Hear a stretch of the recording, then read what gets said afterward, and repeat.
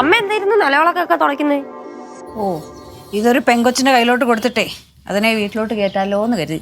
സുമയുടെ കല്യാണക്കാരിയാണോ അമ്മ ഈ പറയുന്നേ? പിന്നെ അല്ലാതെ വേറെ ആരാ ഇവിടെ കെട്ടുവാഴായിട്ട് നിൽക്കുന്നത്? ആ, എങ്കിൽ അമ്മ ഇത് ഇവിടെ തുടച്ചു മിനുക്കിക്കൊണ്ടിരിക്കത്തേ ഉള്ളൂ. അതെന്താടി അങ്ങനെയൊക്കെ പറയുന്നേ? നിനക്ക് ശിവനെ കിട്ടിയില്ലേ? അതുപോലെ സുമയ്ക്ക് വേണ്ടി ആരെങ്കിലും ഒക്കെ കാത്തിരിപ്പുണ്ടായിരിക്കും.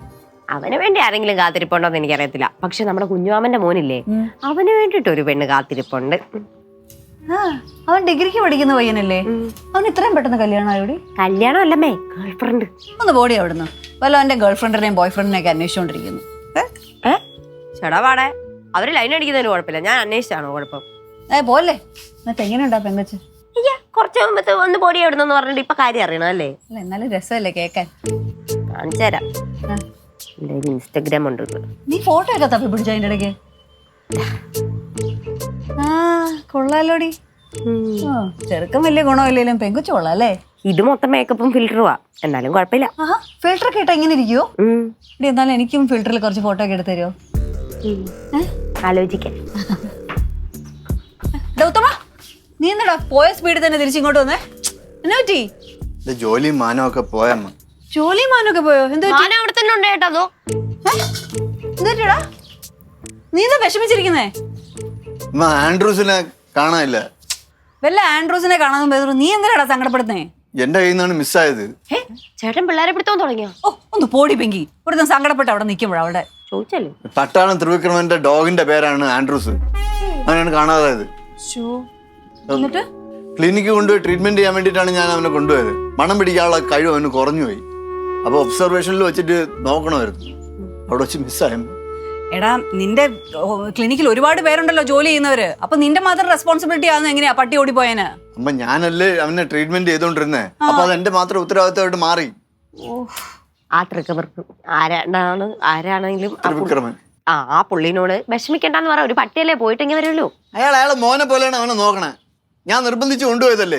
ചേട്ടൻ അതിനെതിരെ എന്റെ അടുക്കേ ചൂടാവുന്നേ? ചേട്ടന്റെ ജോലി ചേട്ടൻ ഉത്തരവാദിത്തത്തോടെ കൂടെ നോക്കണമായിരുന്നു.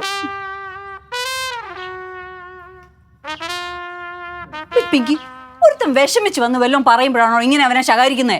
ചേട്ടാ, ഞാൻ എന്തെങ്കിലും ചെയ്തിട്ടാണോ? ഞാനൊരു ഐഡിയ അല്ലേ പറഞ്ഞു കൊടുത്തേ, അപ്പൊ ചേട്ടനല്ലേ ചൂടായേ? ഇങ്ങനെയാണോ ഐഡിയ പറഞ്ഞു കൊടുക്കുന്നേ?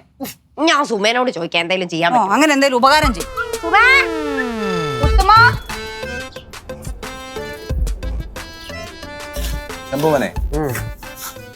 എല്ലാ ജോലിക്കും അത് പോയി അങ്ങനല്ല, എല്ലാ ജോലിക്കും അതിൻ്റെതായ ഒരു റെസ്പെക്ട് ഉണ്ട്. Every job has equal and equal respect in our daily life. Correct ആണത്. എന്ത് അല്ല, ഞാൻ തേച്ച് തരണോ? തേച്ച് തരണോ? അല്ല, നിനക്ക് സാധാരണ തേപ്പ് കിട്ടാറില്ലേ പതിവ്? ഞാൻ പോണ്. അല്ല, ലേഡീസിന് തേപ്പ് കിട്ടാറില്ലേ പതിവ്? അത് ചോദിച്ചതേ ഉള്ളൂ. ചിലപ്പ സ്വന്തം ശിഷ്യനെ ആദ്യമായിട്ട് കളിയാകുന്ന ഗുരു ചിറ്റപ്പനായിരിക്കും. ഞാൻ കളിയാക്കല്ല, ഞാനൊരു ഒരു തമാശ പറഞ്ഞതാണ്. നീ സീരിയസ് ആക്കി എടുക്കാരി. പിന്നെ സീരിയസ് ആയിട്ട് എടുക്കൂലേ? അല്ല, ഇതിപ്പോ ചെയ്യാൻ കാരണം എന്തുവാ? എടി, ഇതെല്ലാം ഹോള് കണ്ടില്ലേ? ഹോള് പാമ്പ് പഴുതാരി കയറുന്നത് എന്ത് ചെയ്യും? ഇത്രയും നാൾ ഈ ഹോള് കണ്ടില്ലേ? എനിക്ക് ടൈം വേണ്ടേ? ശങ്കുണ്ണിയപ്പൂവിന്റെ വീട്ടിലെ സിമെന്റും മണ്ണും കണ്ടപ്പോ ടൈം കിട്ടിയ. അയാളെ കൂടുതൽ ഡയലോഗ് അടിക്കാരി.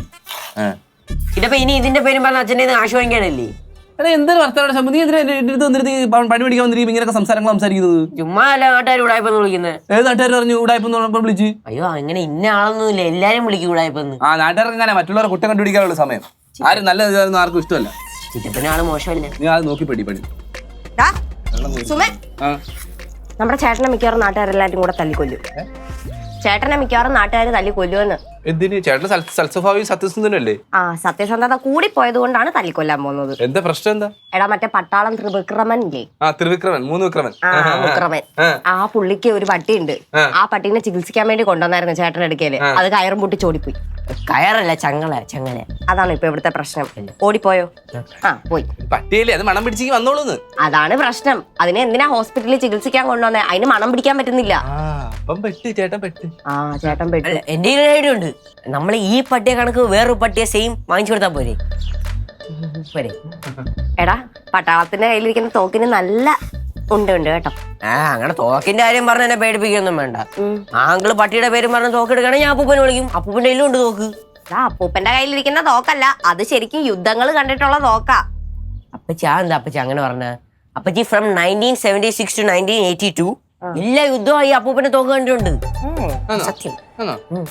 എന്റെ പൊന്നു ശംഭു, അപ്പൂപ്പൻ ആ പട്ടാളക്കാരൻ മുമ്പിൽ ചെന്ന് നിൽക്കുമ്പോഴത്തേക്ക് പേടിച്ച് വേർക്കത്തില്ലേ? കൊള്ളാം ചിറ്റപ്പ. ചിലപ്പോ ഈ ചോര തെറിക്കുന്നത് കാണാൻ കൊതിച്ചിരിക്കുന്ന തീവ്രവാദിയും തീവ്രവാദിയും വിഘടനവാദികൾക്കെതിരെ നെഞ്ചും വിരിച്ച് അപ്പൂപ്പന്റെ ഈ കഥയാണ് കളിയാക്കുന്നത്. എണ്ണിച്ച് ഒന്ന് പോടാ, അച്ഛന്റെ തല നീ മാത്രമേ വിശ്വസിക്കത്തുള്ളൂ. ചേട്ടൻ ഇനി എന്ത് ചെയ്യും? ചേട്ടൻ ഇനി എന്ത് ചെയ്യും?